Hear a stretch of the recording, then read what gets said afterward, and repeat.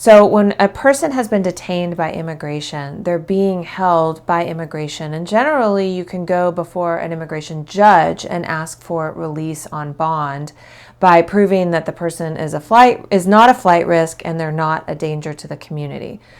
But since 2025, there have been many changes about eligibility for bonds before the immigration judges.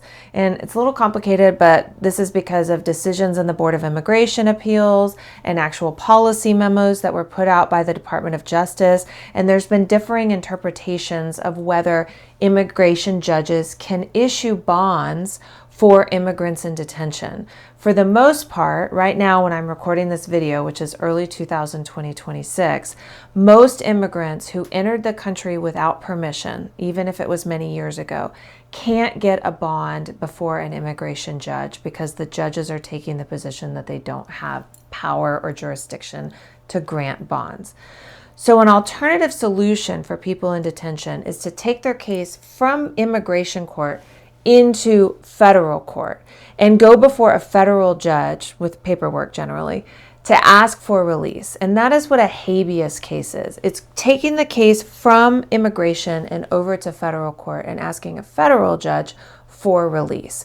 And similarly, there are a lot of changes in the appellate courts in different jurisdictions about who's eligible for habeas and how it goes. So I won't try to tell you all of that information, but what I will share with you is that generally the vast majority of habeas cases are approved. So if someone's not eligible for bond in immigration court, often they are eligible for release under a habeas before a federal judge. So it's a different process, but you ultimately are seeking release from detention. And if you've been offered a habeas, that's because we don't think that you'll get a bond from an immigration judge, but we do think you'll get release under habeas. That's what habeas is ultimately. It's a way to get out of detention before the federal court system.